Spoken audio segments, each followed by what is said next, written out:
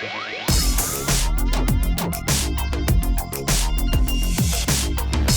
उनकी शादी कैसे वर्क करेगी। मुझे लगता है 1 साल तक तो कोई प्रॉब्लम नहीं होगी। नंबर 6 यानी कि शुक्र Venus, he was born to be in this industry. के पास के हर एक रिलेशनशिप में वो बहुत ज़्यादा ओवर एंथुजियास्टिक थी कि ये मेरे बॉयफ्रेंड है, रणबीर कपूर हो या सिद्धार्थ मालिया हो। She will be more aggressive, she will be much more dominating in the relationship, जो रणबीर सिंह को एक्सेप्ट करना पड़ेगा। मुझे लगता है कि Deepika should focus more on Bollywood. Past में दीपिका और रणबीर ने दिए सबको बॉयफ्रेंड गर्लफ्रेंड गोल्स और अब उनकी मैरिज पिक्चर्स दे रही हैं सबको मैरिज गोल्स। तो चलिए जानते हैं सेलिब्रिटी एस्ट्रोन्यूमरोलॉजिस्ट भाविक सांघवी से कि क्या फ्यूचर में #दीपवीक करता रहेगा ट्रेंड। Welcome to Bollywood now. Thank you so much. तो पहले ये बताइए कि दीपिका और रणबीर की शादी हो गई है, काफ़ी लोग एक्साइटेड हैं, उनके फैंस स्पेशली, तो क्या वो उनको ऐसे ही आगे उनकी मैरिड लाइफ भी अच्छी चलती रहेगी? सबसे पहले तो मैं आपके माध्यम के द्वारा उनको शादी की बहुत ढेर सारी मुबारक देना चाहूँगा to Deepika and Ranveer who are now married technically. जहाँ तक दीपिका पडुकोन की डेट ऑफ बर्थ का सवाल है कि 5 जनवरी 1986 जो दीपिका का डेट ऑफ बर्थ है, that makes her number 5 person in numerology.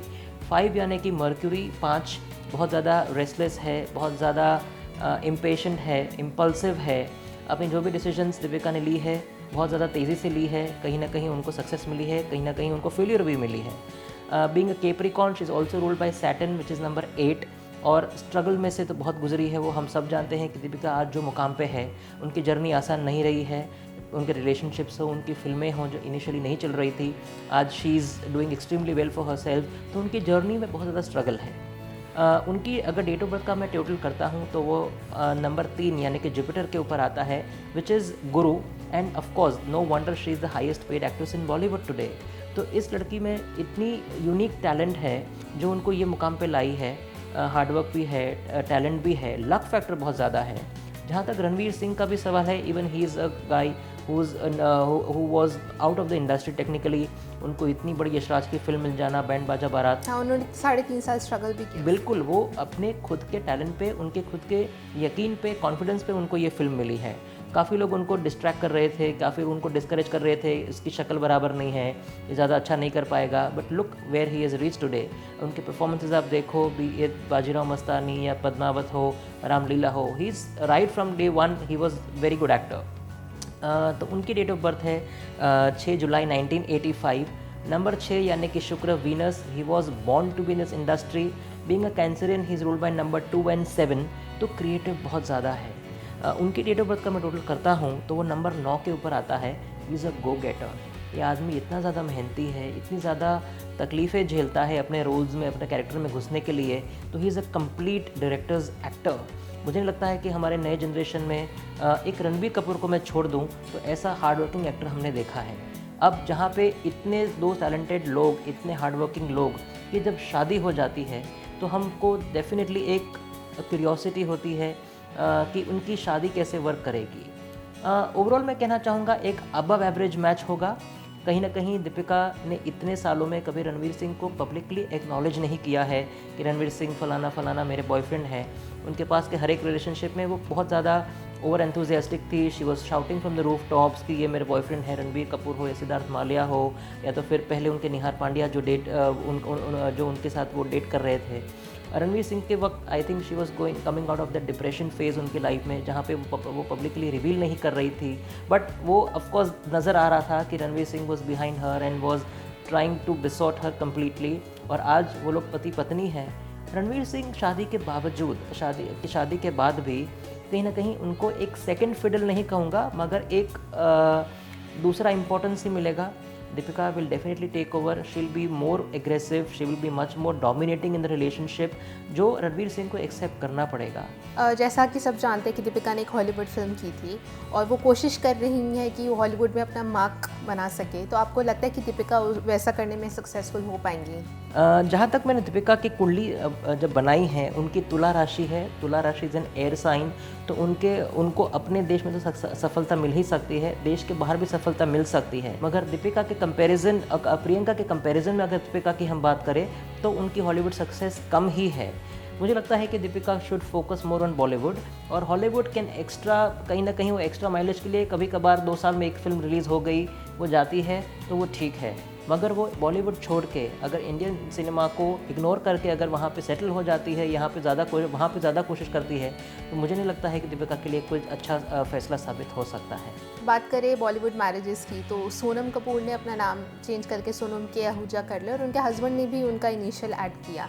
तो क्या दीपिका और रणवीर में से भी किसी को ऐसा करना चाहिए?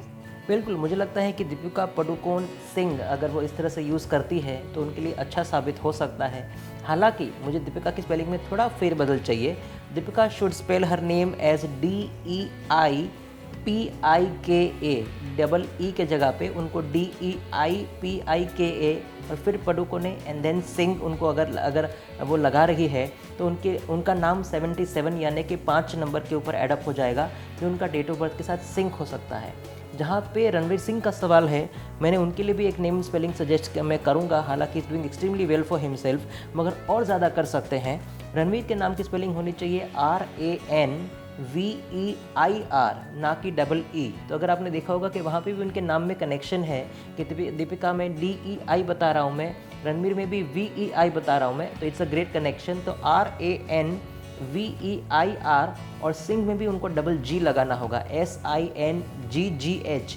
ये करने के बाद उनका नाम 42 यानी कि 42 नंबर पे एडअप होगा, 4 + 2 इज नंबर 6। और क्योंकि रणवीर सिंह की डेट ऑफ बर्थ भी है 6 जुलाई, उन दोनों के नाम प्रोफेशनली, पर्सनली और हर एक एंगल से बहुत लकी साबित हो सकते हैं, एक दूसरे के लिए और खुद के लिए भी। जी, मैं आपसे एक क्वेश्चन पूछना चाहती हूँ, स्पेशली कि दीपिका डिप्रेशन का शिकार रह चुकी है और मैंने सोचा कि कहीं ना कहीं उसमें भी स्टार्स की वजह से होता है कि इंसान को लो फील होता है, इतना बुरा टाइम जाता है। तो क्या उनकी लाइफ में ऐसा फिर होने के चांसेस हैं? अगर ऐसा है तो उससे बचने के लिए वो क्या कर सकते हैं? दीपिका और रणवीर की शादी के बाद मुझे लगता है 1 साल तक तो कोई प्रॉब्लम नहीं होगी, मगर ऐसा यूजुअली मानते हैं कि पहला साल बहुत इंपॉर्टेंट होता है या दूसरा साल भी इतना ही इम्पोर्टेंट होना चाहिए। कहीं ना कहीं आपके रिलेशनशिप को वो सीमेंट करने के लिए काफ़ी एक इम्पॉर्टेंट साल माने जाते हैं।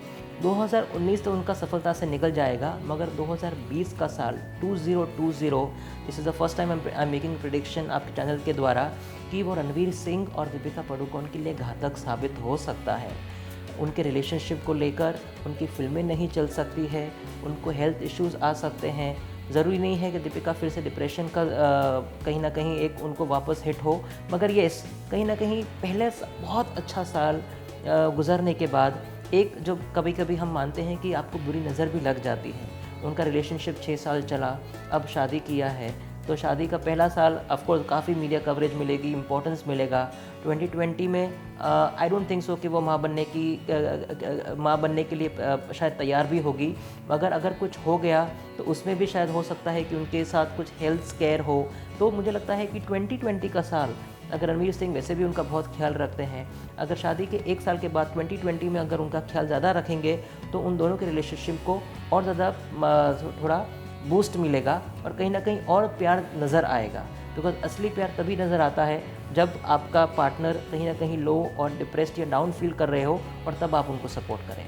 आई एक्सपेक्ट कि रणवीर सिंह, हालांकि उनको खुद के लिए भी 2020 के साल अच्छा नहीं नज़र आ रहा है, हो सकता है कि वो दीपिका की कुंडली से रिफ्लेक्ट करता हो, क्योंकि दीपिका लो फील करेगी तो रणवीर सिंह कैसे खुश रह सकते हैं।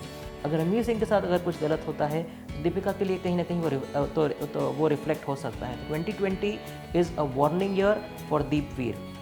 तो चलिए हमें ये बताइए अब कि रणवीर और दीपिका में सबसे बेस्ट बात क्या है एज अ कपल, अगर हम बात करें एस्ट्रोलॉजी और न्यूमरोलॉजी को लेकर? मुझे लगता है कि दीपवीर के रिलेशनशिप में सबसे बड़ी जो चैलेंज मैं कहूँगा या तो फिर एक प्लस पॉइंट मैं कहूँगा साक्षी, वो है कि उनकी जो इंडिविजुअल पर्सनालिटीज़ है वो बाहर उभर के आएगी। दीपिका शादी के बाद लोग बोलते हैं कि रिस्ट्रिक्टिव आपकी ज़िंदगी हो जाएगी, कहीं ना कहीं आपके काम पे असर पड़ेगा। दीपिका उसी मुकाम पे और उसी स्पेस पे उसी ज़्यादा प्रोग्रेस कर सकती है। तो बस वही है कि उनका जो प्यार इस तरह से है बना रहे, दोनों एक दूसरे के ऊपर कोई डोमिनेट नहीं करेगा। हालांकि दीपिका थोड़ी डोमिनेटिंग हो सकती है, मगर रणवीर को डोमिनेंस लगता ही नहीं है। That is the best part about him. जो एक ऑर्डिनरी मेल आपको लग सकता है वो रणवीर सिंह उनसे बहुत ऊपर है, उनकी सोच बहुत प्रोग्रेसिव है, तो वो उनके लिए सबसे ज़्यादा अच्छा प्लस पॉइंट है कि उनको इतनी ब्यूटीफुल, इतनी टैलेंटेड बीवी मिली। और दीपिका के लिए मुझे लगता है कि रणवीर सिंह के साथ शादी करना वो तो एक बहुत ही अच्छा प्रपोजल था। उन दोनों के बीच में मैंने जहाँ तक नंबर्स की बात करता हूँ तो 6 और 8 नंबर दोनों के बीच में कॉमन है। तो अगर कोई भी उनकी मूवी रिलीज़ डेट, उनकी ट्रैवलिंग डेट्स या उनके हाउस नंबर या गाड़ी नंबर 6 नंबर या 8 नंबर के ऊपर एडअप हो रहे हैं तो उन दोनों के लिए बहुत लकी साबित हो सकता है। अपना प्रेशियस टाइम देने के लिए बहुत बहुत शुक्रिया। Thank you so much. We hope कि जो आपकी क्यूरियोसिटी थी about Deepika and Ranveer, celebrity astronumerologist Bhavik Sanghvi ने क्लियर कर दी होगी। और जाते जाते इस वीडियो को लाइक करें, शेयर करें और सब्सक्राइब करें बॉलीवुड नाउ पर।